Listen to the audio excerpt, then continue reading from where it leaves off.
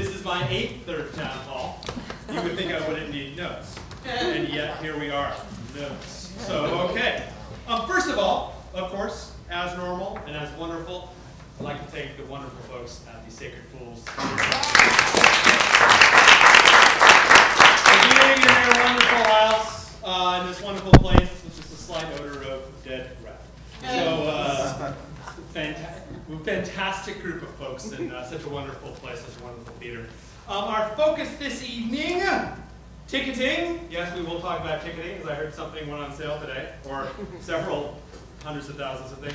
We're going to talk about networking a little bit. We're going to talk about promotion a little bit. For those who saw the last town halls, the last couple workshops, you probably think, I couldn't possibly learn more about promotion. And yet, it's on the agenda for today. And community involvement. So, terrific. Proceedings are being filmed. That's Beaver. Hi, Beaver. On Fringe TV. Everyone wave and say hi to everyone at home. Welcome. We all love you. We wish you were here. But we're having way, way, way too much fun without you. So after this, we are going to 3 clubs.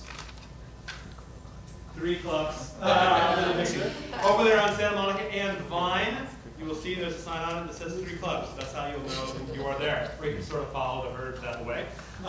There will be specials, and I'm sure they're ample and made of alcohol. So please join us at 3 clubs after this. We don't really have rules, but we do have these rules. Please don't talk while other people are talking. Please respect others and all this great sort of stuff. And feel free to be on your phones, your laptops. Feel free to text one another. Feel free to tweet things and Facebook things and, you know, Marco Polo things. That's the thing now. Okay. And after all this, there will be questions and answers, both of those things. So if you have a question in the middle of it, try to hold on to it until the end. If it's something that's just like, I'm completely and totally and fundamentally lost, and I can tell everyone else is too, then by all means raise your hand. Okay, we're going to talk about some key dates. What I love about key dates is they keep getting smaller as the town halls go by. That's the strange thing about the implacable march of time. Workshop number 4. There's only one of these left in our town hall and workshop series. It began with creative workshops in Q4 2016. And this is the last one. Workshop number 4, how to tech your Fringe show. This is a very important workshop, and it's hilarious, run by 2 of my best friends that know a hell of a lot more than I do about teching a show. And they've been through millions of Fringe shows, so I might be overselling this. But I strongly encourage that you check that out. That is Monday, May 15th at 8 p.m. right here at the Fool Space. June 1st through June 6th. Oh my God, it's getting close. I hope you all feel the fear. June 1st to June 6th is previews. The closer to Caesar, the greater the fear. June 7th is our opening night party. There will be no shows because it's the opening night party. We should probably say there's the day after the opening night party because everyone's hungover. But yet, that is what we do. June 7th is the opening night party. June 8th through the 25th is the Fringe Festival 2017, not 16, because I made that change.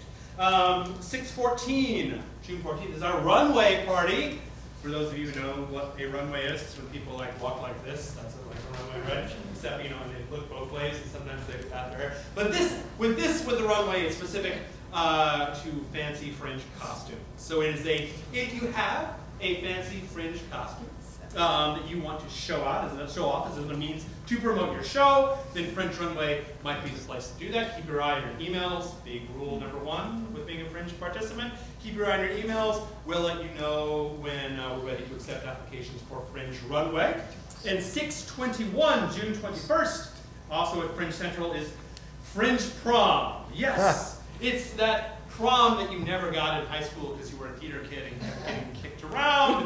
No, this is a prom where theater kids kick around everyone else. So please join us. It's super fun. We have live band karaoke, including people who can actually sing, which is a nice plus. That's June 21st. That's Fringe Prom. And then June 25th is the award ceremony and the closing night party. And that is when we all sleep after that.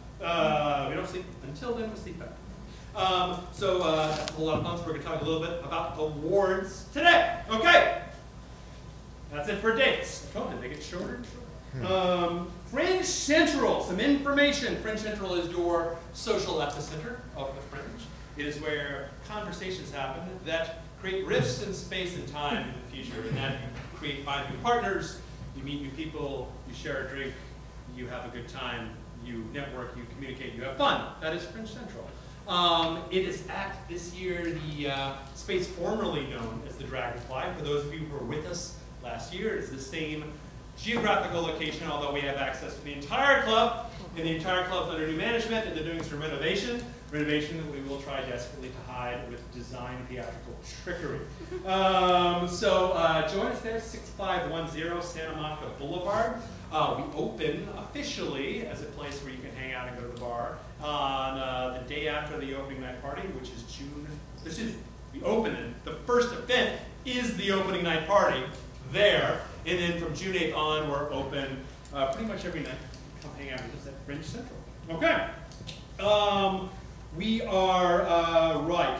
There will be a period before the opening night party when we're open just for administrative purposes, for things like dropping off your Fringe postcards, for things like picking up your button. If you're pressed, you can pick up your press credentials, all that sort of stuff. We'll have posted hours beforehand. We'll have people sitting there so you can take care of some basic administrative business. The real fun, however, begins on the opening night. What is Fringe Central besides an epicenter of fun and drinks? It is also the home of the Fringe Concierge Service. Concierge is like your assistants during the Fringe. They will do things like selling t-shirts. They will answer your questions. They won't tell you what to see because, as we all know, we do not give recommendations. We Fringe staff do not recommend what you can see because we love all of you the same. You know the Coachella thing where you see a Coachella poster and there's like big font, medium font, small font. Everyone in Fringe is the same font. So congratulations, you're all font and you're all 13px. Oh, that so well done. You can also get food there. On most nights, that aren't nights like Monday and Tuesday, most nights we have a food truck there. And almost every night is a different food truck. So you can go there and try a tasting of LA's finest food served on something that was just on the 405. So, which is great. That's not to say that food trucks are bad, it's just to say, hey, you know, it's an experience. So come join us for Food Truck Heaven at Fringe Central. It's also the home of Brian's Bar. Brian's Bar is the legendary Fringe watering hole. With your Fringe button, you get $1 off all drinks. So it's a very important thing to have. So remember to sport your button when going to Fringe Central because you get money off your drinks, which is always a welcome thing. Speaking of drinks, you might have noticed some communique going out about sponsored drinks.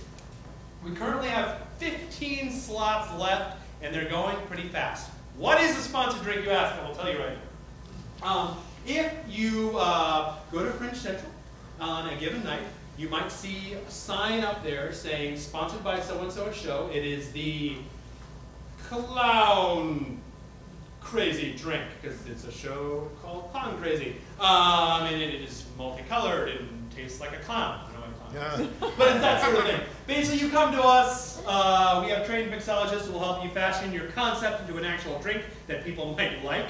It used to be we'd accept recipes that didn't work out very well. Be like, okay, mix these things, I don't think this is going to taste good. No, this doesn't taste good. So now, you can basically say, I want this to be a gin drink with kind of a splash of almond. Or like, okay, that's enough. We'll make your drink. And we will name your drink after you, and you get a little sign you can post on the bar about your show.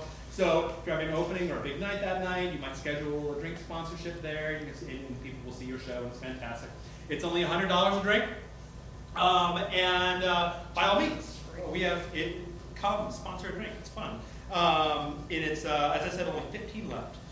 For information on how to apply and whatnot, go to hollywoodfringe.org/blog.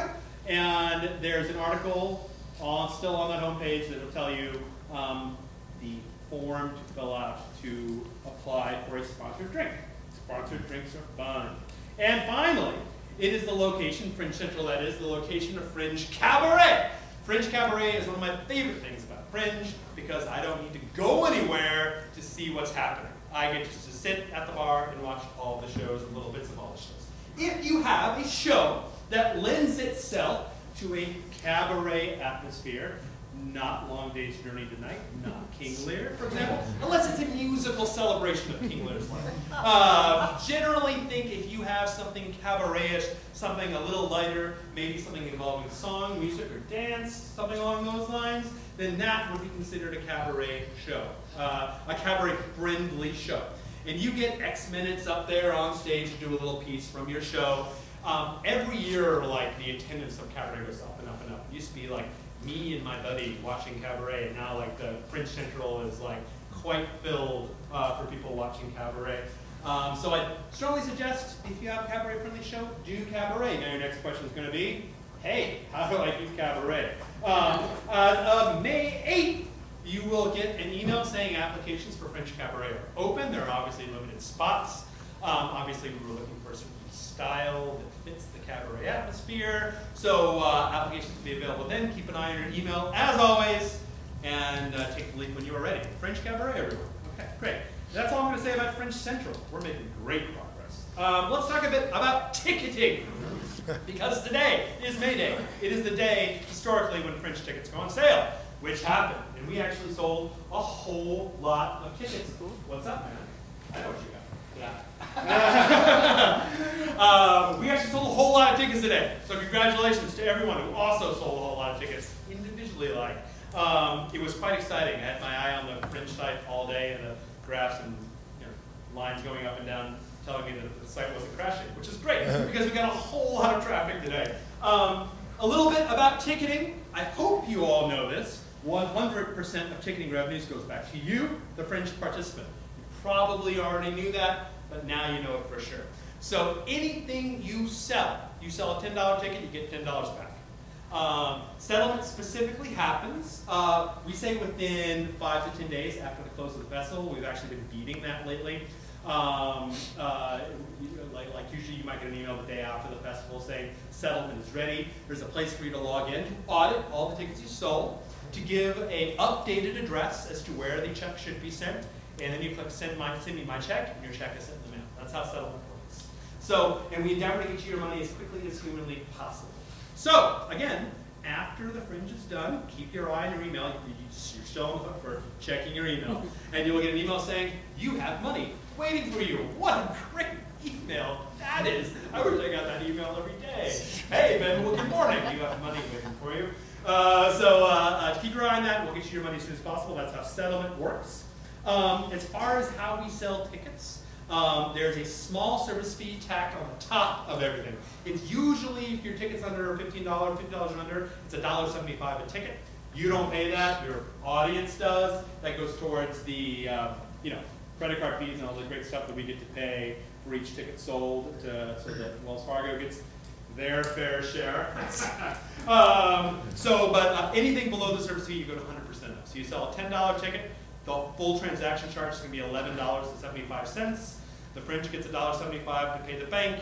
You get all of your $10. Ticket pricing.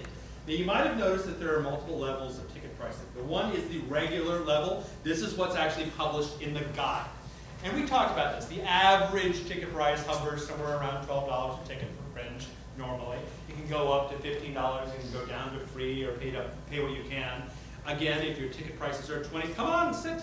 If your ticket prices are $20 or $30 or $40, good luck. You better have a built-in audience, because generally Fringe audiences aren't used to paying $30 a ticket. It's a little much. But you never know. You need to fit your budget, your audience, the whole thing. That is the regular charge what goes in the guide, the regular ticket price. This is what most people pay. In addition to that, there is participant pricing. You might not know about this, you might not have checked it out, but I strongly urge you to go into your website, go to your project page, click on admin, you'll see all your performances there, and on each performance you can set an individual participant price. And this is the price that your fellow participants pay. Now, it's a very good idea to set a price lower than your regular price for participants. We actually don't let you set it higher. So it has to be the same or lower. Lower for participants. It's a very goodwill-oriented thing and encourages other participants to come see your show.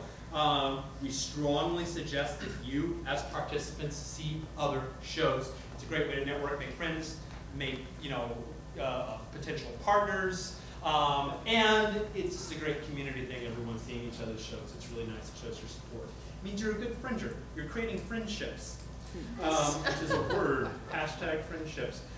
So that's you have the regular price we talked about, and then you have the participant price we talked about, and there's one other level that's called the community price, and that's for anyone who owns a button. So if I bought a button online, or I bought the Fringe concierge and get a button, then I'm entitled to $1 off all tickets. We're going to talk a little bit more about buttons later. But know this, honor the button, and you'll know what I mean later when we talk about what honor the button is. If you're at the door, I'll tell you right now. If you're at the door, and you're doing your own box office, say, and someone comes in with a button, give them the $1 off. Or you will get very bad social media press. People will shame you for not honoring the button. So you are forced to honor the button online, but in person, there's no Fringe police there making sure you're honoring the button. There is just the crushing pressure of your peers judging you if you don't. If you don't honor the button at your door. So please do that. So again, 3 ticket levels. Regular price, that's what's published in the guide. Participant price, that's what you can go in and set. That other participants see. And then there is the community price, which is basically the $1 off price that people get for their button.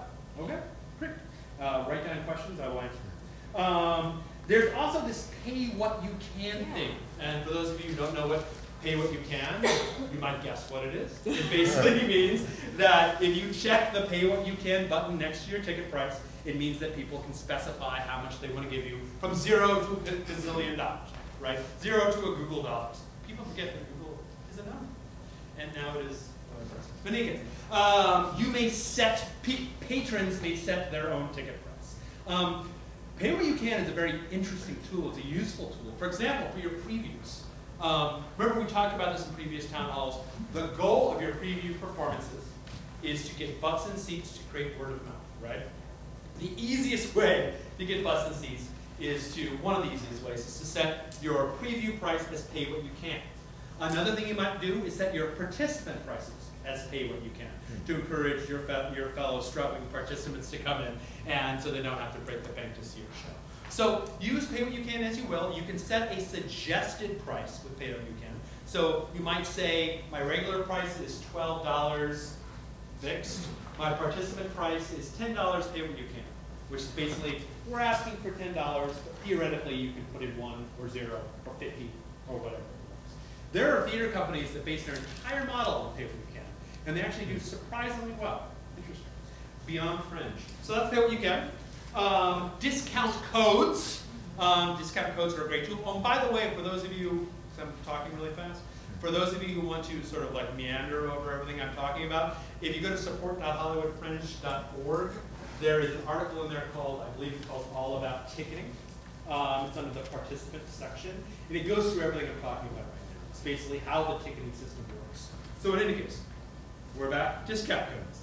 Discount codes are a very useful tool. So for example, I went to the University of Maryland, so I might create a discount code called UMD, and then I would go to my alumni list, and I would send an email to all of my alums saying, I'm giving a special deal, $5 off for UMD alums, use code UMD at checkout, which is great for them.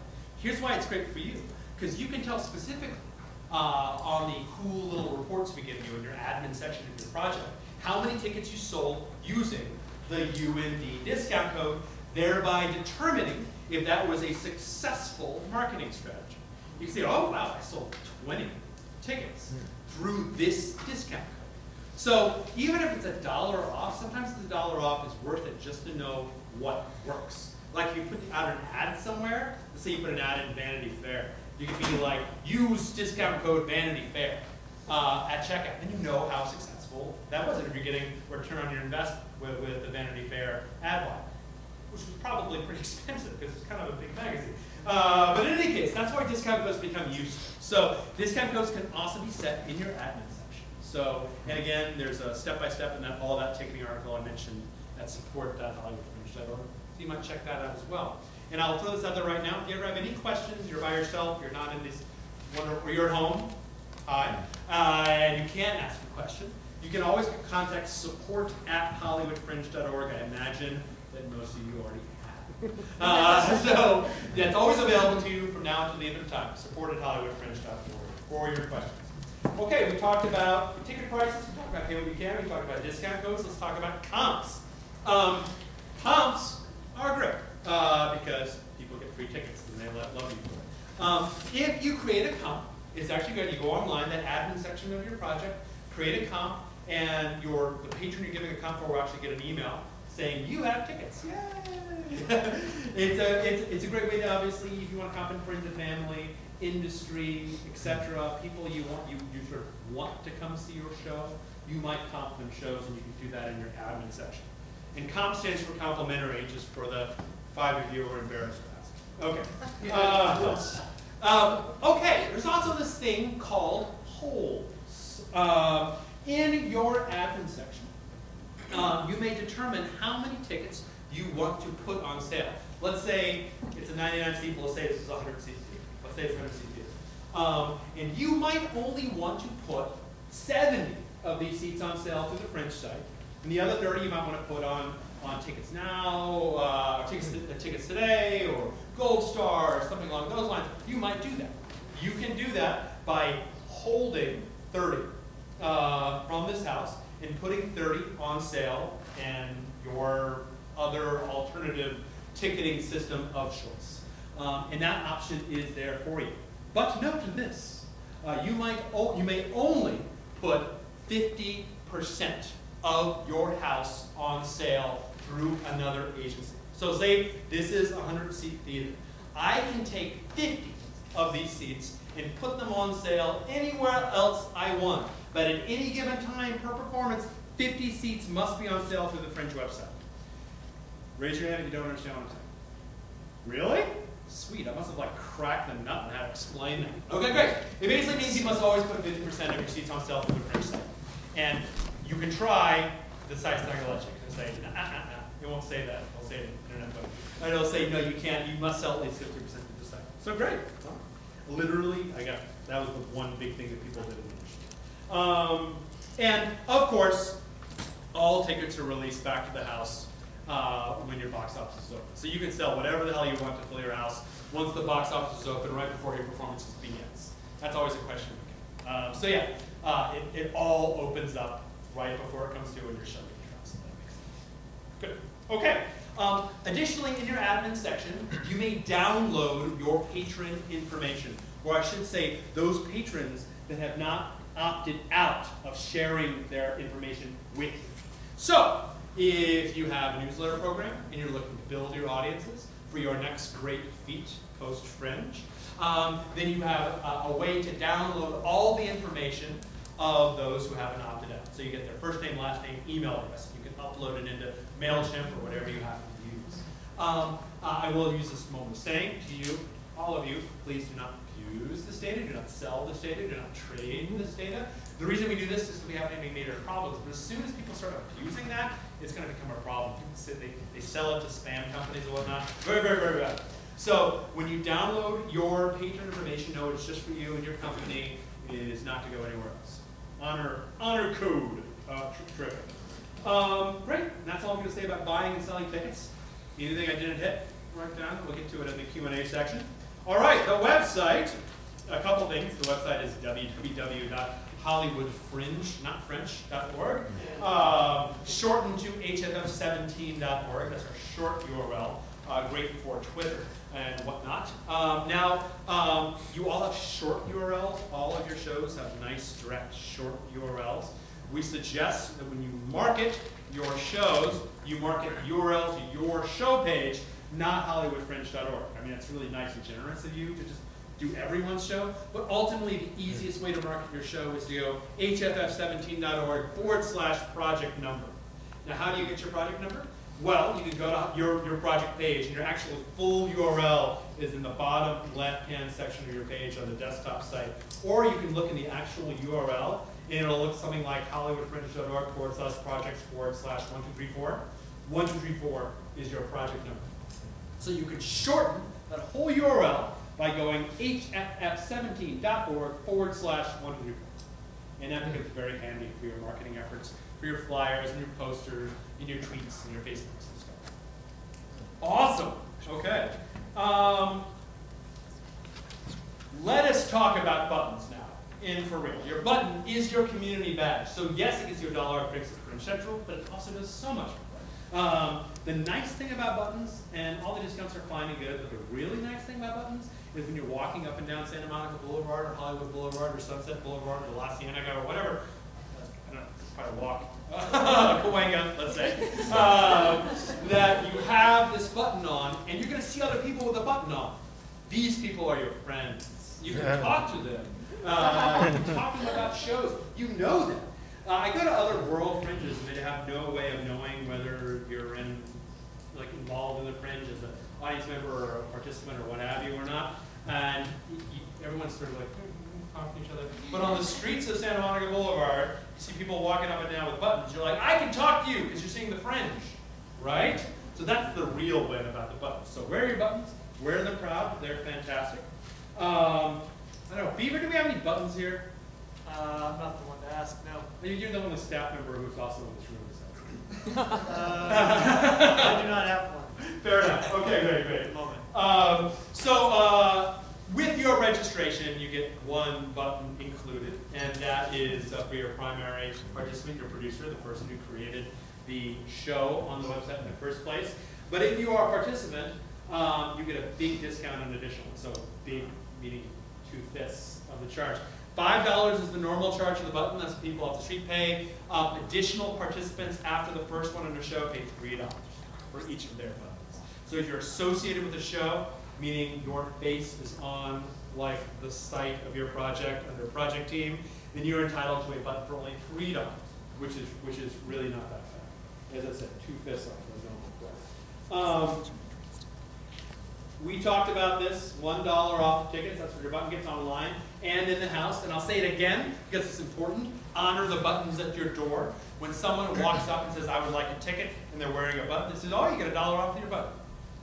Because if you say something like, sorry, we don't honor the button here, as I said, shame on you and your entire family.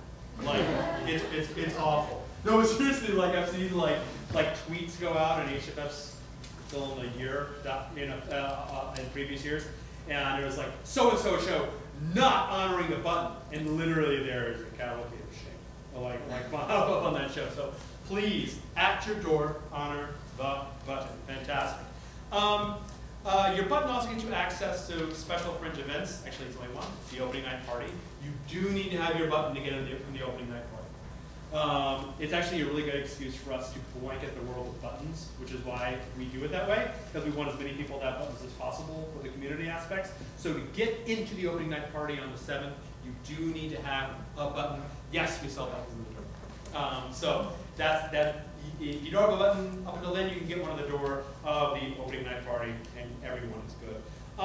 It also gets you discounts to local businesses here in Hollywood. We call them hotspots. So it is a local business that provides some sort of service that participants and patrons might like food and drink. Then your button gets you special discounts. You can learn about these discounts at hollywoodfringe.org/hotspots. And we actually have a record number of hotspots this year. I think it's like 25. So there's all sorts of places around town you can get your benefits, including places like Eat This, which is just down the road. You get a discount there. Free Clubs, which is right here. You get a discount there. And many other Hollywood generous businesses who like to be a part of our community give you discounts. So check out Hotspots, hollywoodfringe.org/hotspots. Yet another benefit brought to you by your button. And that's all I'm going to talk about for buttons. Terrific. Promotion and networking. I told you there would be some stuff in promotion and networking. Let's talk about press a little bit, just to review, because I know we're at that point where people really want to get the press, they want to get the blogs coming to their shows to talk about it and whatnot. The first thing I will say is, if you haven't done so yet, write a press release. And I say this every time, there is a way to write a press release. And there are millions of ways not to. So I would say take a look at any of the thousands and millions and trillions and Google levels of press releases that have been written in the history of time that are somewhere available on the internet, and follow that format, right? So write your press release about what your show is and what you're trying to do, et cetera, et cetera. Put it in the general layout of press releases. And then post it on the website. Now, how do you do that? Go back to that trusty show page or project page, HFF17.org/project number. You should know now what your project page is.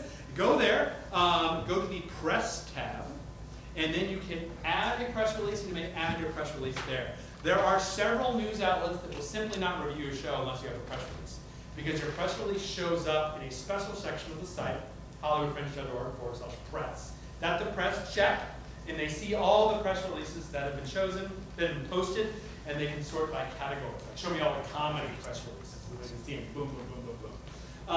And a lot of press use that to determine what they're actually going to see. So write a press release the way they should be written, post your press release on the website, send that press release to any email lists that you have, your press list, and key note, do not think you're clever by making a PDF and attaching the PDF to an email and sending it out.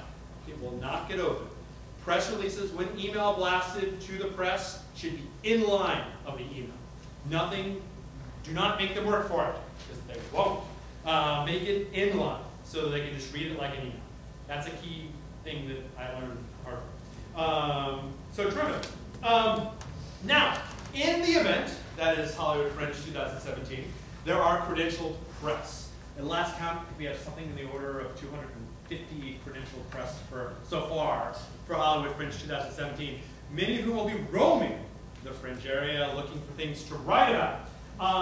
If you are a credentialed press, then you can request press tickets of all the shows, your shows, which is also one of those nice emails to get. You get an email saying the press wants to see your show. So they have a little button that none of you can see that says request press tickets. They click that. They're asked what performance do you want to see and how many tickets do you want. Then you get an email. And you need to check your email. Remember the checking your email thing? Okay, it's real. Then you get an email saying the press wants to see your show. And then all you need to do is click that link, right? Click the link, and it takes you to a comp page with everything filled out for you. All you need to do is click Add Comp, and then it's done. So it's literally 2 clicks. Click on the link in the email, click on Add Comp, and you add in your comp. And then when you get your will call sheet, which is the sheet that tells you everyone who's coming to see your show and a given performance, it's what you print out and have by your door to check people off as they walk in. You have the option of also printing out if they're press. And if they're press, you might give them a press packet. That's something you might do. You could put together a branded folder or a regular folder with a sticker on it, or just a regular folder, whatever, with your press release inside and any of the materials about the making of your show, places, people that they need to contact. If you actually go to our support portal, support.hollywoodfringe.org, there's an article there under the participant section. I think it's called All About the Press or something creative like that. And in that article, there are some best practices, and there's also a list of all the major periodicals in Los Angeles that actually still cover theater. And you might go there and try to find the people you want to email and grab emails from their site so you can add them to your press list. So I would say definitely check out that article. It's relatively popular. And it also goes over a lot of what we're talking right now related to press. Okay, we talked about posting a press release. We talked about credentialed press. We talked about how they might request tickets. We talked about how you might create a press comp for someone who requested. We talked about printing out your will call sheet and showing press. We talked about press packets and whether or not you should create them. And yeah, that's good. So super. That's press. We're moving on. We're making good progress, guys. Flyers. We talk about flyers, and hopefully all of you have put some time into making a flyer, or at least creating the art such that you will make your flyer. A couple notes about flyers. You might check your participant packet if you have to print them. HollywoodFringe.org/participants with tons of amazing deals just for you. There are places in there that they give specific Fringe discounts to printing of flyers, which we suggest you do. Remember, you must include the Fringe logo on your flyer if you want to post it at Fringe Central. So you might download multiple versions of the Fringe logo at hollywoodfringe.org/branding, B-R-A-N-D-I-N-G. That's where you can download them. You can download a logo with dates, you can logo without dates. It's really entirely up to you what you want to do. In multiple file formats, you'll see PNG there, you'll see JPEG there, you'll see PSD there. What your designer wants is EPS. You probably don't know what the hell an EPS file is. Your designer does. So that's what they want, EPS file. Right.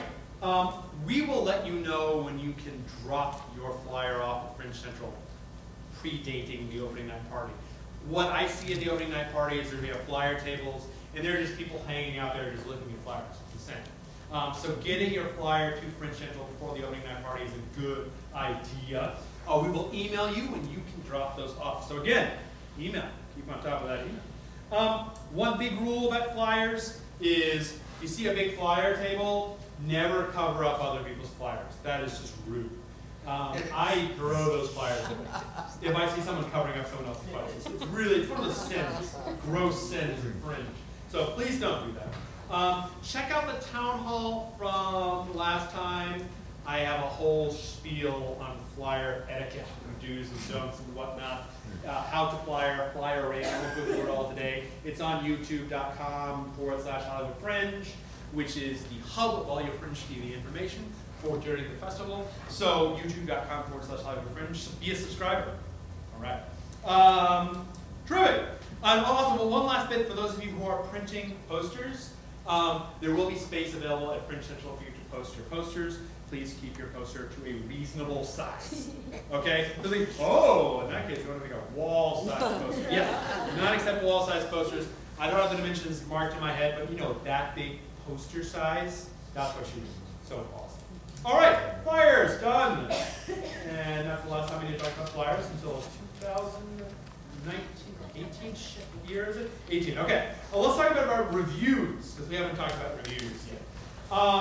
Reviews are great because they're free, organic marketing. Some people read them and decide what they're going to see, and we have a whole reviews engine on the site. If you don't want your show to be reviewed, then that is an option you can have. You can actually go into your edit screen and say, please turn off reviews, if you do not want your show to be reviewed. You cannot remove a specific review, for obvious reasons, but you may remove all reviews. So it's a binary thing. You have reviews or you don't. We get the question every year saying, we really don't like this review, I would like to take it down. And you look at it because it's a negative review. So if you leave reviews up, you need to accept the fact that some people might not like your show and might write a bad review. And as someone who's gotten bad reviews before, I understand how you feel. It's awful. It creeps up in me. I can't sleep at night because of that awful review I read. But in any case, we live by the sword and die by the sword. Okay, we're talking about reviews. Now, there are multiple different levels of reviews. You have your certified reviewer, for those of you familiar with the Amazon model, know what I'm talking about. If we can link your account to someone who actually bought a ticket to this show, then you get special placement on the reviews. They're called certified reviewers, and there's a cool little badge next to you. If you bought the ticket on the Fringe site, we know you saw the show, and you're not just someone's, Uncle Larry who came to see the show and said, everything my nephew does is fantastic. No, we actually know that you are a human being about to do the show that went on to review the show, become a certified review. If you are credentialed press and you post a review on the of the show on the show page, you also get a credentialed press badge. So, and you can search in short, like just show me credentialed press, just show me credentialed reviews, or show me all reviews. The patrons can sort that way on your actual budget page. Encourage preview audiences to review your show via your pre-curtain speech or your post-curtain speech, things that are not a bad thing, and a lot of people do. They do. I was the master of the pre-curtain speech. So you stand there and say, thank you very much. If you like what you, come to our show, we're so happy to be a part of the Hollywood Fringe this year. After the show, if you like, leave us a review. It really helps a lot. And hope everyone has a wonderful time and enjoy the show. Yay! And everyone applauds. And then the show starts with amazing energy, right? Because everyone's applauded. So you're feeling good. Ask for reviews in your curtain speeches, your pre and post curtain speeches, if you do those. Here's a cool thing we introduced a couple of years ago. We saw reviews shoot up by like 40%. After the performance starts, we send an email to everyone who bought a performance of your show saying, how did you feel about this show? With a link in there that takes them directly to a place where they can review. Actually, the email is actually sent out like a minute after the show starts. So it's kind of funny. People who are still checking their emails like, I haven't seen the show.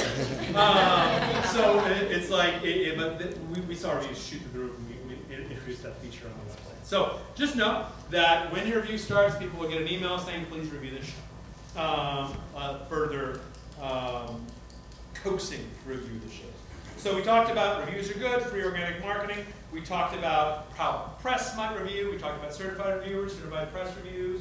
We talked about encouraging preview audiences et al. To review your show. And we talked about the email that people get. Super. All right. Fringe guides. Everyone knows what this is. Everyone checked their Fringe listing to make sure it was correct. Right? Everybody make sure your prices are correct, names, titles correct, body's correct. Checked all these things. Please, I hope so. We sent you about 150 emails saying to do that. We sent you a proof. If everyone saw that. So yes, you check that. And the guide is perfect and 100% accurate, so terrific. You might have seen Dave, who also does Fringe support out there, working on a computer, confusing people. He was the check-in person. Dave is the guy that responds to you on Fringe support. He's also the guy that puts together our guide, which he was actually working on out there right now. So the guide will be going to production probably within the next week. We'll probably start distribution to key places around Hollywood and beyond in early, late May. Some usually it's around May sort of period, usually mid-May is probably an accurate description. And then that'll happen. As soon as guides are available, we'll start taking them with us to office hours. We'll start taking them with us to Fringe events like this. You can pick one up and check it out. And it's awesome because your show's in it. Has anyone seen any pole signs today? I did. He did. He saw them get up. You guys saw them. All right. All right. They're all over the place. We actually got more. So yes, there are pole signs as of today all around Los Angeles where the cool people live that we think are going to actually see theater. So the pole signs are those signs you see incessantly up and down the roads of Los Angeles.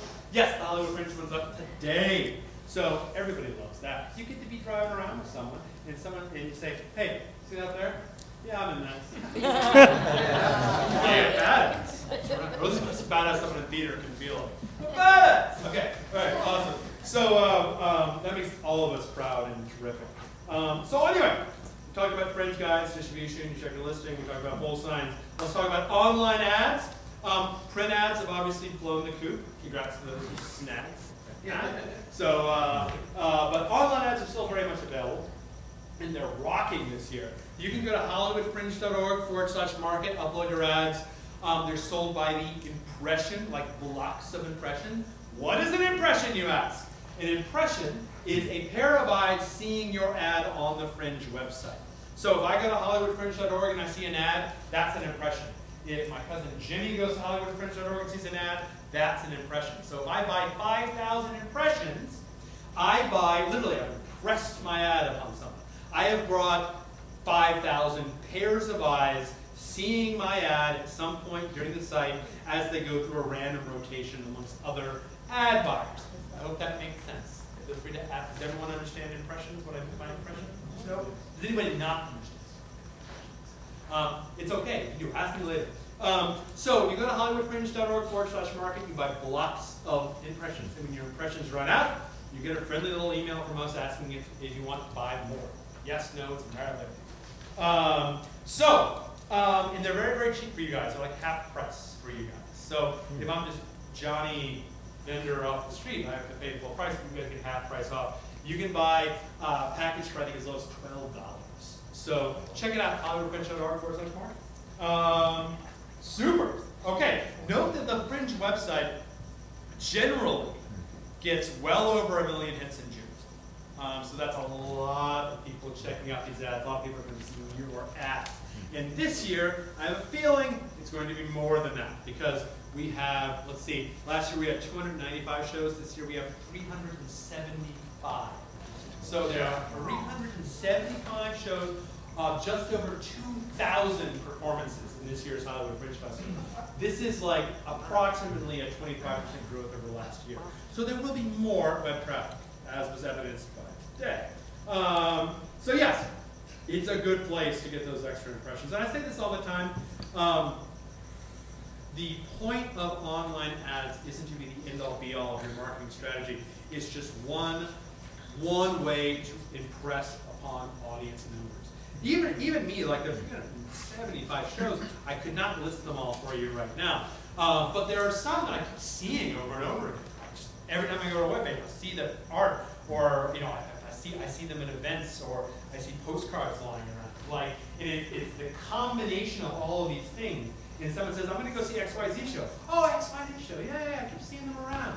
Yeah, I'll come with you, and I'll buy a ticket. Yeah, and then you honor the button, and they're happy. So, but like that's the thing.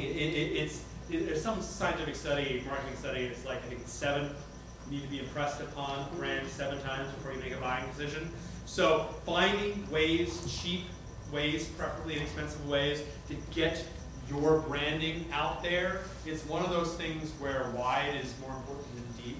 It's like if it's just like deep, I mean spending a lot of money on Vanity Fair is not as good as spending a little money over 7 things. That's normally a more effective marketing strategy. And online ads are a part of that, right? Being active on Twitter, stuff like that. So think, if you actually want to think of it, think of 7 things, 7 ways you can promote your show, and start there as sort of a base marker. It's an interesting strategy that I just thought of. Okay, online ads, we talked about that. So, discounted prices for participants sold by the impressions, which are eyeballs on your ad, and expect like 1 million, 1.5 million hits in June this year. So exciting stuff. Participant packet. Everyone got sick of me talking about the participant packet at the last town hall because I kept saying the URL, hollywoodfringe.org/participants over and over and over again. I still say that because it's still valid, hollywoodfringe.org/participants. And therein you will find deals from Today Ticks. I'll talk a little bit about Today Ticks next, so prepare to hear about Today Ticks. Footlights, they do printing programs. Everyone should know what Footlights is. Check out the participant packet to learn more. Backstage, they will do listings for your show. NoHo Arts Districts will do ads, discounted ads. Discover Hollywood print ads for tourists. Alliance of LA Playwrights, discounted pricing to, if you are a LA Playwright, discounted pricing into their organization. LA Stage Alliance promotion, Los Angeles Female Plays Initiative, Playwrights Initiative. If you are a female playwright, definitely check out LAFBI. Asylum Consulting for help on how to make your Fringe successful. See It or Skip It's a podcast that's covering Fringe performance. Lots of photography and video services available, and flyer distribution and printing services as well.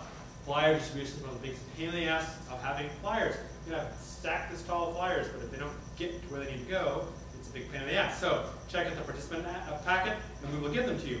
One of our big sponsors this year is a wonderful organization called Today Ticks. And I would like to tell you about them now, because they are a sponsor, and they are helpful to the Fringe world. And now I will tell you about them. Today Ticks, partners with over 500 arts organizations across the world as a supplemental channel for ticket sales. Think alternative to Gold Star, like supplemental ticket sales. Working with everyone, from Broadway theaters to intimate performance spaces. Setting up a listing for your Fringe production will make your show discoverable by new audiences, including over 100,000 theater lovers who use Today Ticks in LA and thousands of visiting tourists who use Today Ticks as a resource across the world. Dramatic reading.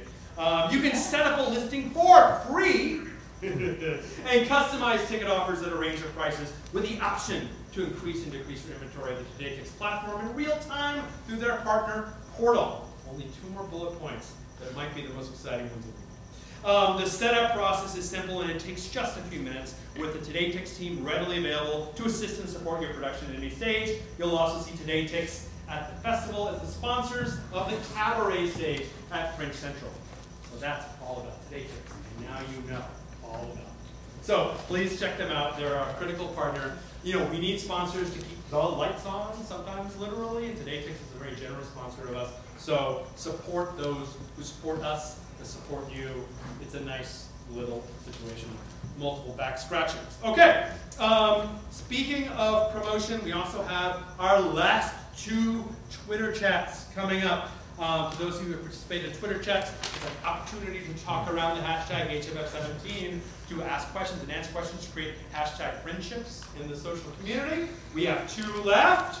One on May 8th, that's a Monday, from 2 to 3. And one on May 22nd, also a Monday, from 7 to 8. So if you're around in front of some sort of social media communications device, then participate with us briefly or a long time on today's tips. Completely up to you. Nice little place to, again, create these impressions. So perfect. All right. We're very, very near the end. I want to talk about the awards, how one might win one, and etc., and what's available to you. Strangely, I've not gotten a lot of questions this year about awards, which is weird, because usually that's what everyone wants to know about. There are 2 types of awards. There are the sponsored awards and the Fringe awards, otherwise known as the Reeks. The sponsored awards are sponsored by organizations around town that love the Fringe and want to give Fringe people awards. We will be announcing, this was actually the last day to apply for award sponsorship. So we'll, in the next coming weeks, we will let all of you know what the various sponsored awards are, who you might contact to get them interested in your show, and what they intend to cover in the awards that they're to get. So review those, see if you qualify for any of these sponsored awards, and then take advantage of it, try to get them to come to your show, give them comps, etc., and you might win a sponsored award. Some have different prizes than others. Sometimes we say at the very least you need to give them something when they step up on stage with you if you take a picture. But some in the past have had cash awards, so or other types of awards as well. So definitely check that out. Sponsored awards, we'll be sending out the information soon. So that's one category, sponsored awards. The other category are the Fringe awards, otherwise known as the Reeks. Now, these are community awards. So if you have seen X number of shows, if you have reviewed X number of shows, or if you shipped a 3rd one, reviewed, seen, crap, I should know this, reviewed, seen, or something else. I can't believe it. I wrote the algorithm to actually collect all this stuff. What do people do to like, okay, you know the answer. Reviewed a show, saw a show, or produced a show. There it is. Okay. Produced a show, like you guys are hosting a venue. Then, so if you're all in a show, which I assume you are all, you all get a ballot. If you're off the street and you reviewed 5 shows, they get a ballot. If you're off the street and you reviewed X shows, it's X, it changes every year, X shows, then you get a ballot. All these people get a ballot. Participating in the Fringe, writing about the Fringe, seeing shows at the Fringe, they all get a ballot. And it's a ballot of category by category by category. Then 1 ballot for best world premiere, we call it the Fringe First. 1, the international award for the best of the internationals. And then 1 top of the Fringe award, which is the greatest honor in all Fringedom. Think about it. There are only 7 top of the Fringe winners in the whole history of time. And you might be the 8th. So think about that for a moment. So everyone gets a ballot on the Saturday before the closing night party. And you have until midday on the Sunday of the awards to fill out and submit your ballots. Then we very, very quickly let the nominees know that they were nominated for an award. Usually it's 5 nominees per category. Everyone comes to the Ricardo Montalban Theater for an incredibly fancy event where everyone dresses really nice. And then we announce all the winners of all the awards. So, again, keep your eye on your email around Saturday, midday, for your ballots. If you're in this room, I'm assuming you're participating somehow, then you will get a ballot. You may vote. You may not vote for a show you're in. Too bad. You must vote for someone else. So that's how the awards work. During Q&A, any questions on the award, feel free to ask. A couple last things about community involvement. We are a community. We help talk about seeing each other's shows. We've talked over and over again about the #1 rule of Fringedom, which is don't be a jerk. Exactly. We're a community. We're all in to support one another. We're all strange because we do theater and we love it. We're performing arts and we love it. And we're all sensitive to each other's strangeness. It's one of the nice things about the Hollywood Fringe organization, all of us, the community. So One of the things that nice people do is they volunteer. They volunteer at venues, they volunteer for the Fringe organization, they help out at other people's shows. If you're interested in volunteering for the Fringe organization, it's hollywoodfringe.org/volunteer. We need volunteers on all sorts of stuff. We try to make it fun. You get a t-shirt. Come on, for free. Here's another thing. If you have a show and you want to create a special discount code that we share with our volunteers because you want volunteers to come to your shows, which is a really nice thing to do. If you don't have time for volunteering, and that's totally cool and understandable, it is always nice to help provide free tickets to HFF volunteers. So if you're interested in providing free tickets to volunteers, please email Stina, S-T-I-N-A, S-T-I-N-A, at hollywoodfringe.org. And she's our volunteer director. She'll set you up and let you know what you have to do to make tickets available to volunteers. This is the part of the night where I start to lose energy, but it's okay because I've got coconut. All right. The last thing, two more things I'm going to say. Number one is office hours. We have a mixer tonight, which is fun. Everyone should go. Drinks, 3 clubs after this. But every Wednesday, from now until the opening night party, there is a thing called office hours, which I hope you all can make. There's one this Wednesday, and the next Wednesday, and the next Wednesday. They're always at a different bar. There's always a drink special.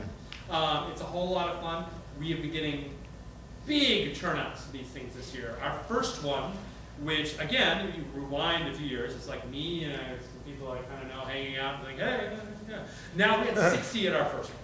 So it's actually a great place to network. Everybody wants to network because this networking brings in tickets and also get to meet people on sort of stuff. And Fringe Central is a great place to network, but Fringe Central is not open for a while. So what do you have until then? You have places like this, you have events like 3 Coats after this, and you have office hours. So strongly suggest come to office hours. We always have Fringe staff there as well. I'll be there on Wednesday. I'll be there next Wednesday. And you always have people you can talk to. It's always a good time, and you drink for cheap. So please come to office hours. And the last thing I'm going to say is about safety. Safety. For those of you that have already bought a ticket, you will notice on our receipt, we say after you've paid the money, we say something about safety. We are in Hollywood. We are in a city. There are lots and lots of nice people here, but there are also some not so nice people here. There have been incidents in the past. Fortunately, nothing incredibly serious, but still stuff that we should be vigilant about. When you walk here, do not walk alone. Like at night, do not walk alone. Just don't. Like if you're going back to your car and you think, my car's just over there, it's no problem. Don't. Like find someone to walk with and then drive back. Very serious, very serious. Like because it is not necessarily an incredibly safe place, believe it or not. Everything's Hollywood's all glimmer and glam, and it's just a bunch of George Clooney's and Brad Pitts out there. No, they're also bad people. So please, please, please be safe. Your safety is of incredible concern to us because we love you.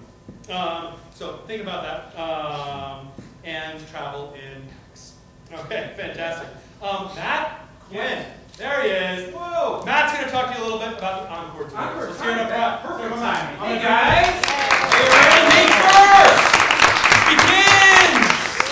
Hey, all right. My name's Matthew Quinn, along with running the Asylum, which is here. It's 86 shows, 7 different workshops, and a bunch of special events. I am also the executive producer and runner of the Encore Awards, which follows the Fringe in July.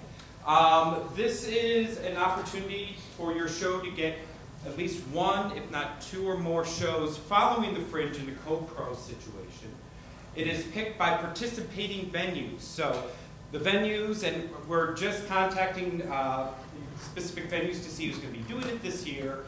The venues pick shows from their space as well as shows from other spaces and ask them to extend in the Best of Hollywood Fringe event.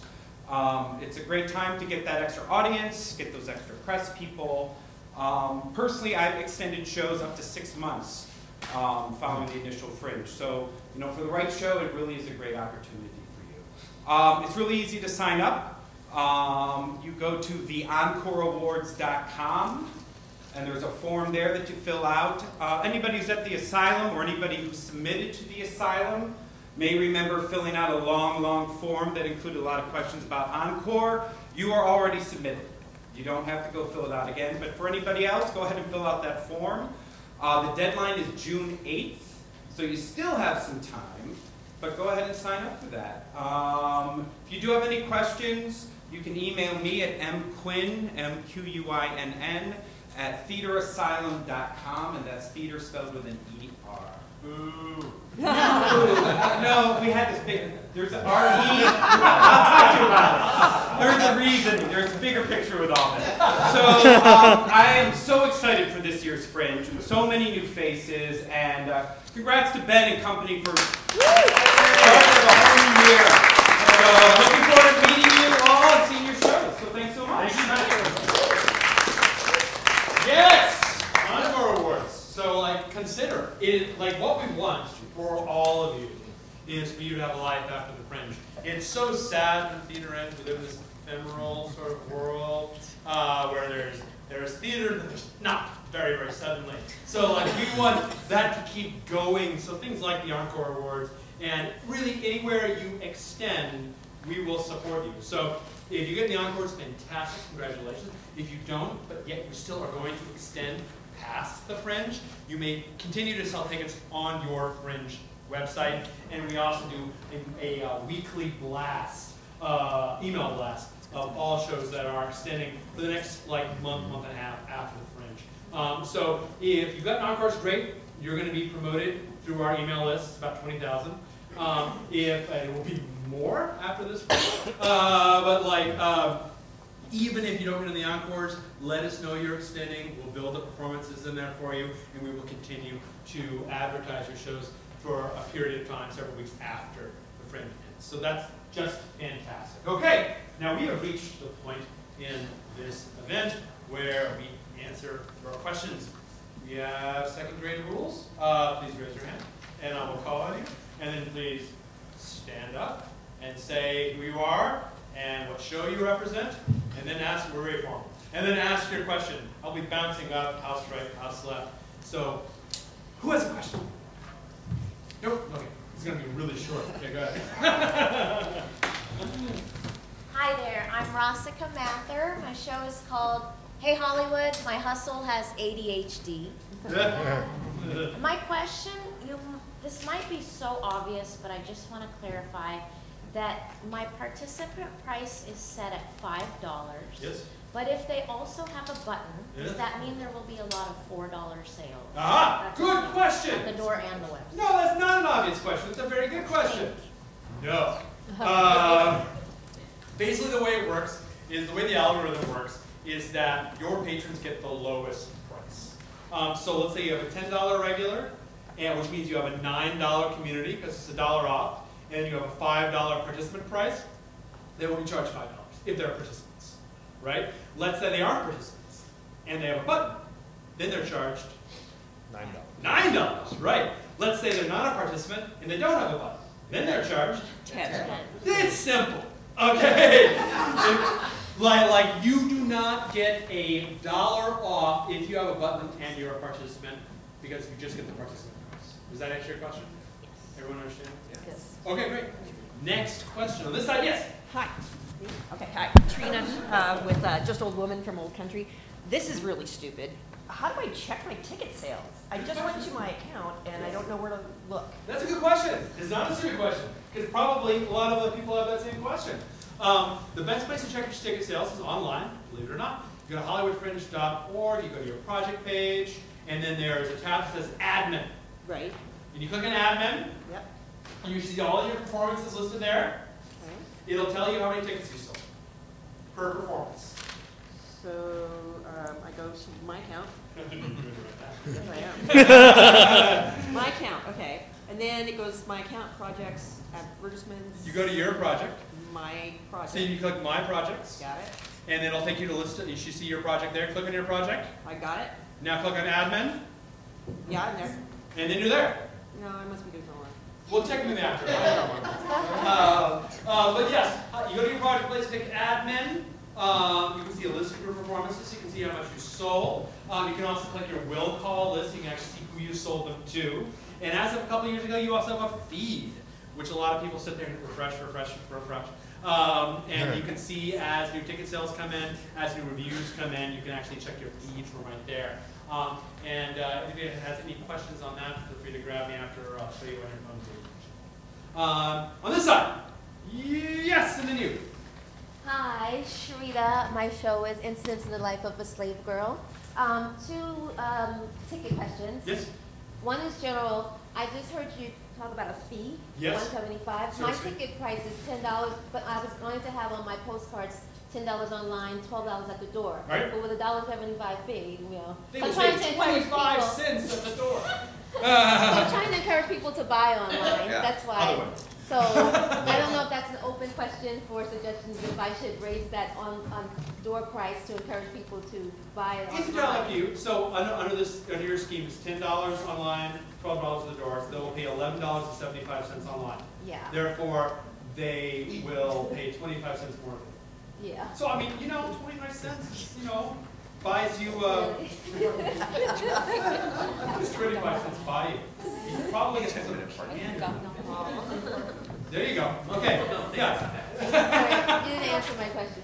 Yeah. No, as far as strategies of how to do it, I mean, your only real strategy is to make your pre-sale cheaper or your box office more expensive. Yeah. Yeah. Those are your two Oh, options. I know. I was just, and maybe that's an after question for anyone that has feedback on a good suggestion. Yeah. Think about that, but it's a good thing to think about is incorporating the service fee into the benefit of it. But yeah, it's absolutely something to think about. And the second one, with selling your tickets at other spots like Today's Ticks, Yeah. does that mean if I have a 42-seat theater and I have 10 for Today's Ticks and the 10 don't get sold at Today's Ticks, then they can't be sold on the Fringe site? How does that? And keeping in mind that you can adjust anytime. So you can adjust how many tickets are on sale at the Fringe site. So let's say you have a 100-seat theater and you put 50 on sale today ticks and 50 on sale at the HollywoodFringe.org, right?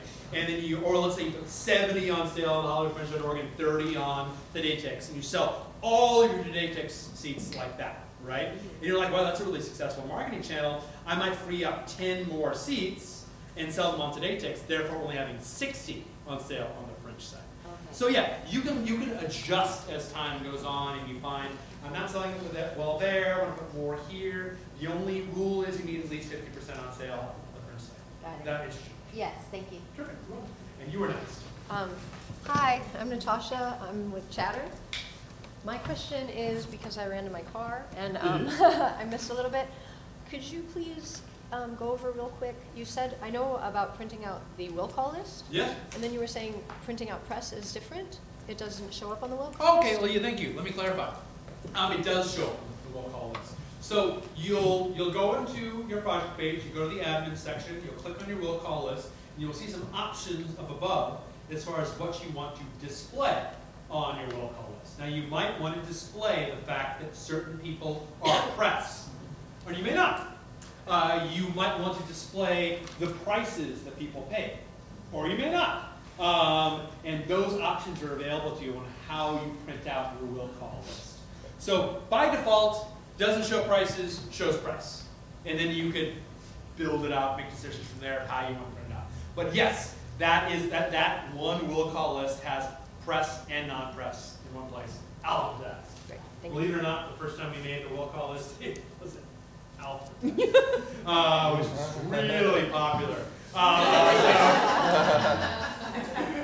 Thank you. Your question? Yes, thank you. Oh, I was hoping you'd say thank you, sir. On this side, yes. Hi, my name's Olivia. My show is This Hour Now. I have two very quick questions. The first is that I just pulled up the Today Ticks like submissions form, and it said to submit by April 26th. Is that going to be a problem? It is not that anymore. I just read all of that.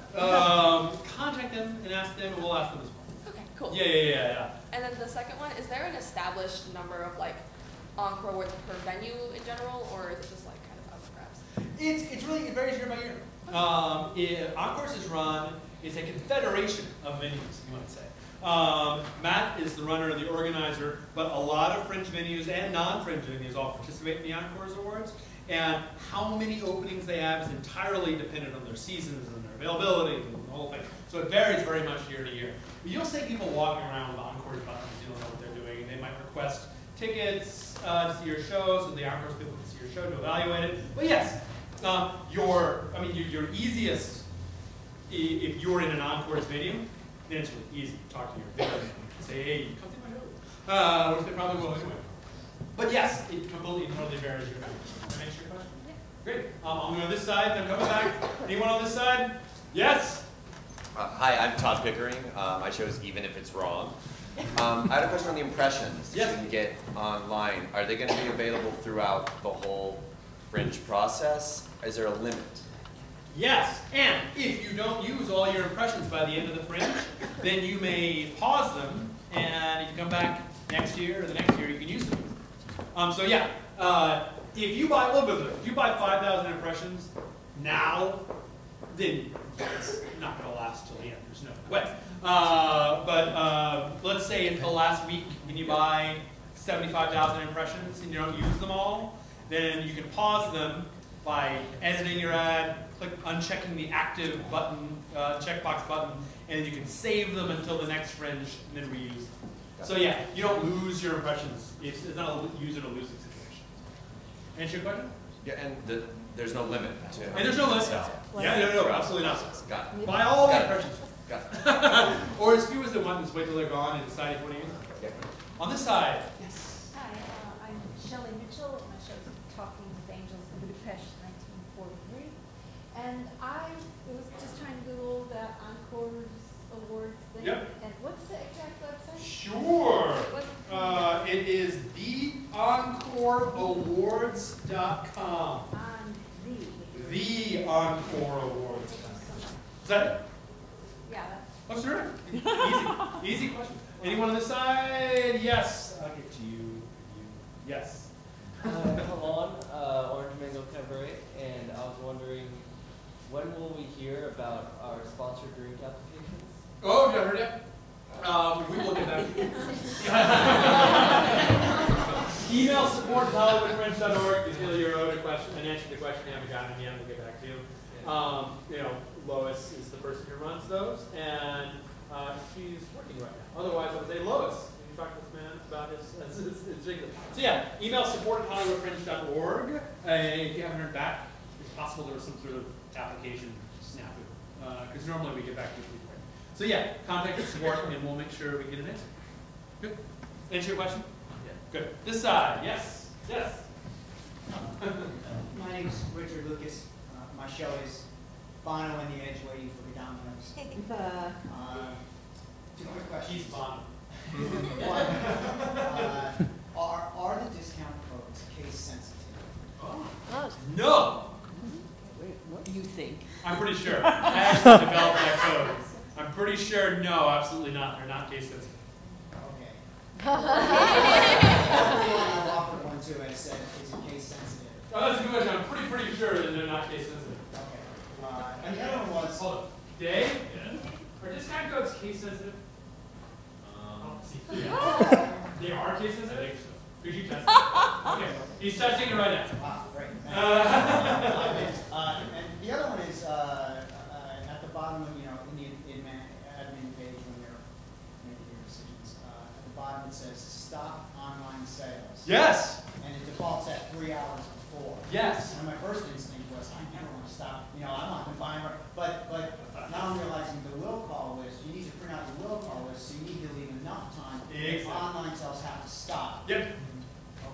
Yeah, absolutely. That is the reason behind, the major reason behind stopping online sales, because there's the physical act.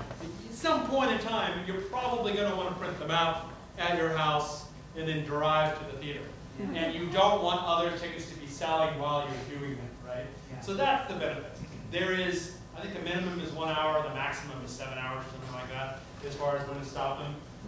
And at any time you can manually stop them by just, making it 3 hours, make it 7 hours. So that, for example, as I was coming from where I was to here, I stopped online sales by doing that. They're not. I didn't think so, because that would have been a really boner thing for me to do. They are not cases. Okay. So yes, does that answer your question? Yes. Both of them? Good. Awesome. Now this side. Yes. Hi, I'm Kavanaugh, producer director of Under the Jello Mold. in the past, there was a list or a page of awards of people we could approach. Do you know what happened again and when's it going to go up? It will happen again. Today was the last day for applications. So we need to wait at least past the end of this day. For sponsors. It's the second. Is it second or first? First. I should know that. It's been a long day. Sometime in the next week or so, we'll be sending everyone an email with that information. Again, check your email about what the sponsored awards are and how you might apply to them. So that is coming, and it's on its way. Thank you. You're very welcome. This side. Yes. Look at everybody. We're doing good. Yes. It is. My name's Peter, and the play I'm doing is Mungo. For downloading patron information, when does that become available? Is it during the Fringe or only after? No, right now. Anyone who's not opted out of sharing information with you is on that list right now. So if you go to your project page, you go to your admin section, and you click on patrons, then you will see all of your patrons there. There's a button that says download the CSV, which you can open up in like a Microsoft Excel, or you can import into a MailChimp or something like that. All of that is right there, and it just keeps growing through the Fringe. So yes, absolutely available right now. As we speak. On this side, yes. Hi, Thea, Nothing Bad, a Werewolf Rock musical. With all of these lists and stuff that we need to print, are there any handy printing places around the area? Yes. Or perhaps at Fringe Central or something like No. that? No? Not at Fringe Central. But close by. Close by. Is it Copy Mat? Is that still on Sunset, or am I just old and that's what it was? Like There's a Staples. Yeah. Staples. You're right. On Vine, there's like a FedEx on Vine. That's the place where you could go. That's like Vine is Chipotle. Oh, yeah, okay. Vine, everyone knows what the Chipotle is. I remember when they opened that up. There's one right there that's pretty convenient for putting out and whatnot. Keeping in mind, save a tree. You know, you look at the roll call on your mobile phone. That's another way to go. Right? You can't mark them off, but that's a good feature. Being able to mark them off. But yeah, we're talking about what I do with the feature. But yeah, save a tree, look on your phone, and that's another way to do it with the phone. Crazy, I know. On this side, that answer your question? Yes. Awesome. Let's go up. Now everyone's gonna get a chance. My name is Guido, and my show is called The Butchers. It's a couple of questions related to timing. Sure. The first timing is about the codes and the different pricing. If everything in the Fringe side is very friendly and you can change things all the time. Yes. But I assume that if you put a code like today, yes, and then you change it next week, people are not going to be very happy about it. It's possible. I don't mean like changing, but like when should you get all the codes in? Right, it entirely depends on how you want to use them in your marketing strategy, right? So you can add codes to the end of time. And you can continue to add codes and add codes and add codes and add codes, right? So it really depends. If you're doing like what I would do is like email my college alumni network, and I know I want to do that now the tickets are on sale, I might do it now and add the code and send it out. But then I might have some sort of new marketing opportunity that comes up in 3 weeks, and I want to provide the recipients of that market opportunity with a discount code so that I might track the success of that endeavor. Then I can just create one right then and send it out as part of that. So at any time, you can continue to add discount codes. I've seen shows with like 30 discount codes. Like they just leverage it all up the wazoo. So at any time, you can continue to add them. Yeah, but that's what I was concerned, because if somebody, let's say I put not a discount, but like a special for, I don't put it now, a special for like participants, and then a participant buy a ticket today, and then next week I put it, and then I say, okay, no, I pay more, and things like that. So is there like the bulk of the prices, should it be today on, or? Oh gosh, I mean, it's entirely up to you strategically, if I'm understanding your question right, of how you want to lay it out and how you want to do it. Everyone in this room is going to have a different strategy and approach to discount codes. So there's no set timeline or deadline or any of that thing. The only deadline as far as pricing that you ever needed to worry about was the April 15th deadline. And that was just to make sure your pricing is set because we need to go to the guide. But now everything is you can change at any given time. So really there's no set thing. The only thing you can do to confuse people right now is having a different regular price than what's printed in the guide. So everyone knows you can change, you can go on your phone and change our prices right now if you wanted to.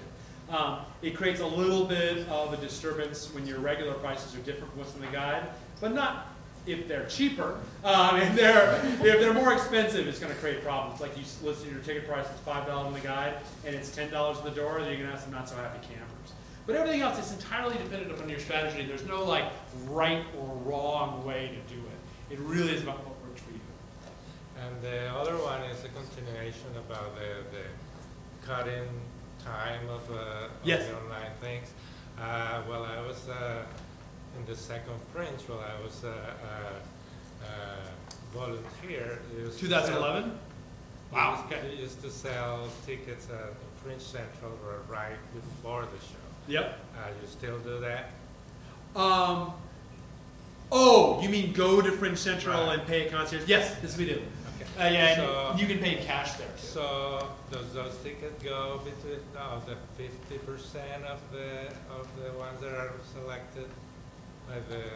No. The ones that are available at Fringe Central are the ones available on the site. So if you put 60 seats on sale on the Fringe site, and people come to Fringe Central Concierge and say they want to buy a ticket, we take it from that 60 pool. So let's use 100. So if I have 50 or 60 in the Fringe, yep. and I stop the online sales for those 50, yep.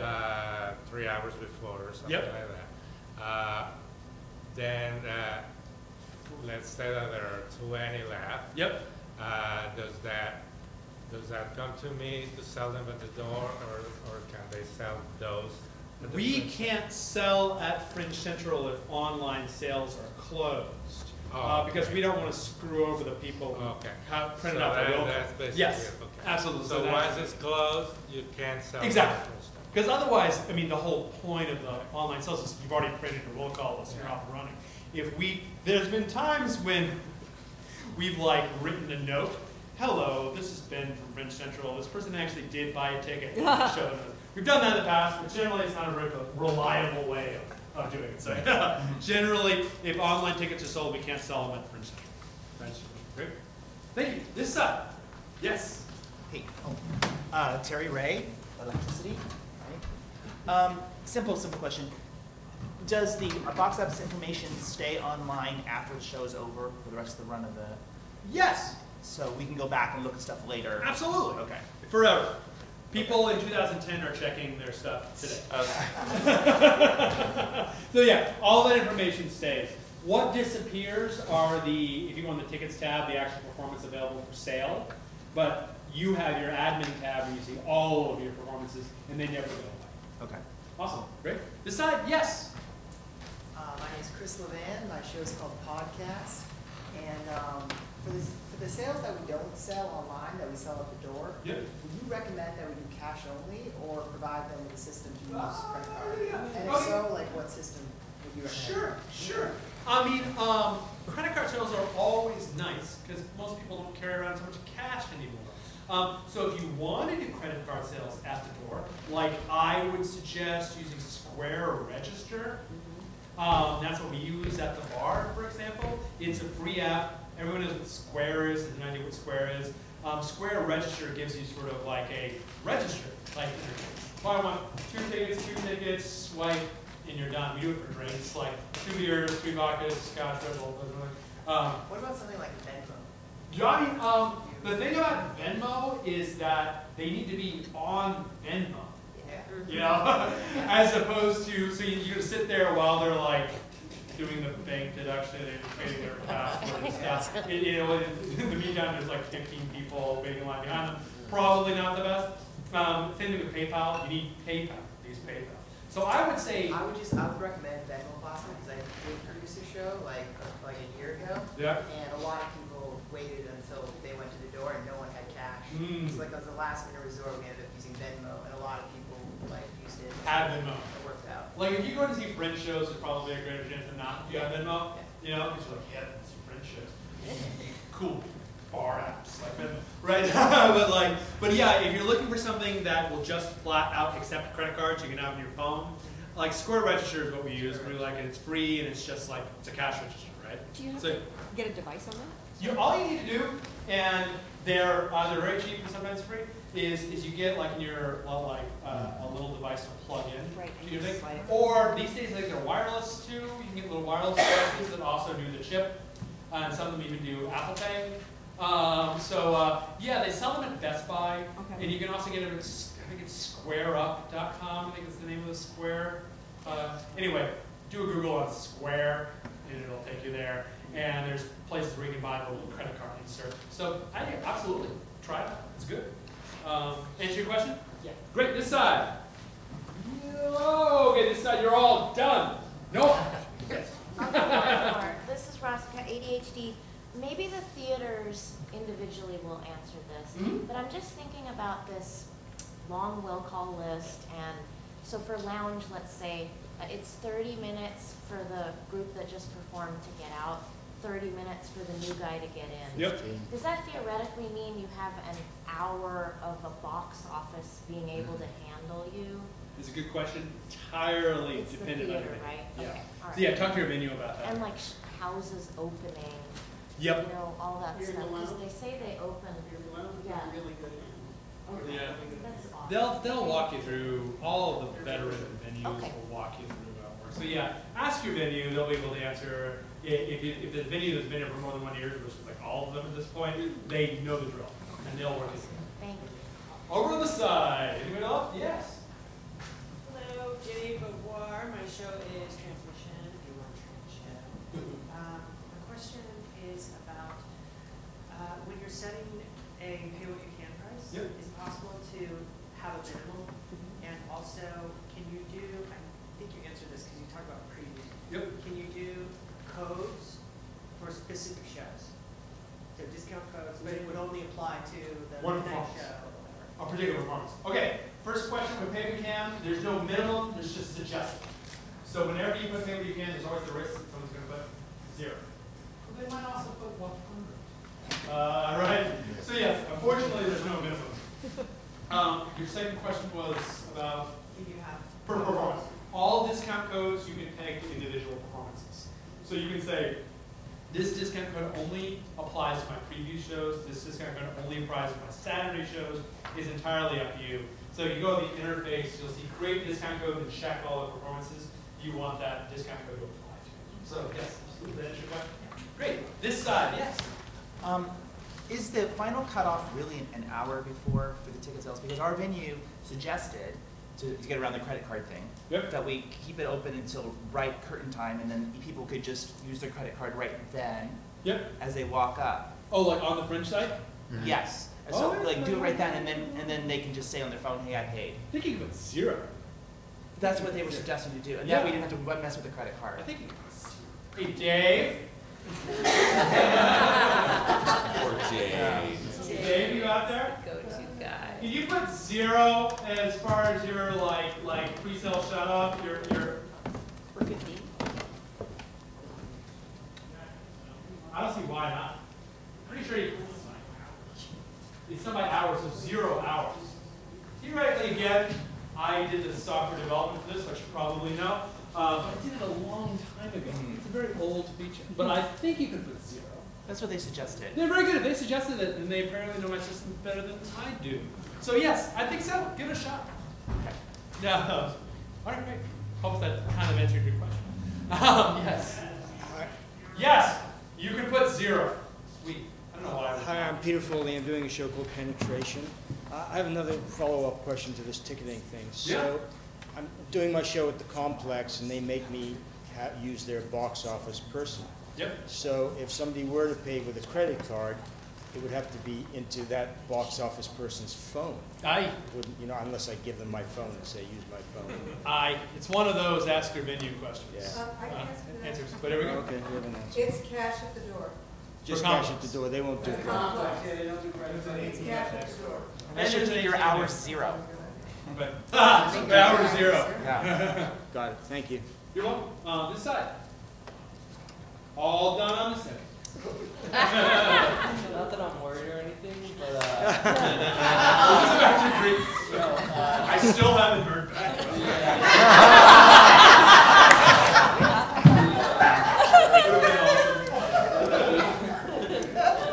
Reviews. Are we able to change that option whether people can see it or not see it at any point? Yes. So, cool. All right. Yes. It's all or nothing. It's all or nothing. It's binary. Exactly.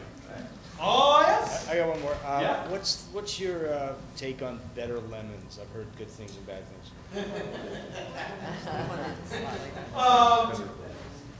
Well, I can say that Better Lemons is how to answer diplomatically.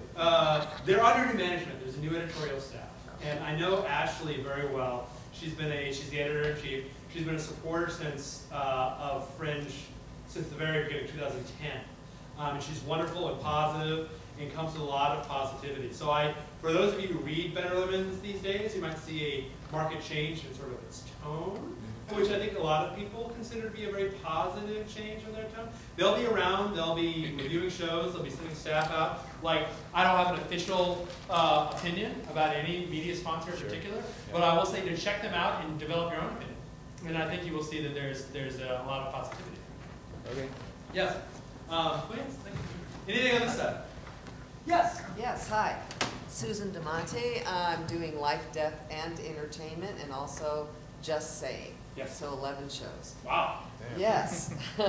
About the press release, is there some kind of format that we can look at on it? And yes. then also, where do we find the various suggestions of who to contact? Okay, good. So for the press release, now we don't necessarily have like a template for you to check out, maybe we should, but your template is everywhere. Like as I said, there's only really one way to write a press release. It's format. People like it. They like certain things indented a certain way. You know, certain like block letters here and there. Go to like ExxonMobil.com press or something and see how their very expensive publicists write their press release. And that's really all you need to do. Right? To answer your second question about where the various media outlets are that cover theater, if you go to support.hollywoodfringe.org and then click on participants, there's an article in there that I think is called No. It's called something like All About the Press or Everything You Want to Know About the Press or Afraid to Ask, something like that. It's the press article in there. And there is like a few paragraphs down, just a list of a lot of outlets that still cover theater in Los Angeles. So check out there. We don't give you press contact information because we wouldn't want to cheat you out of the fun of putting together a press list. So like you need to check out the sites, find emails, the editor at filmandblank.com, etc. But that's a really great place to start. Okay. Awesome. This side, yes. Sorry. It's just in response. I also, hi, I'm Olivia. I'm graduating from the USC Annenberg School for Public Relations. And so if you need help with press stuff, like I'd be totally willing to give you all of that information I have. Holy shit. Because I've studied it for 4 years. That's beautiful. So are you going to We all met you. That's what it's all about. Yeah. That's fantastic. So she's the most popular person. Let's go back on this side. Anyone? Going once, going twice, this side is done. Come back to this side, yes.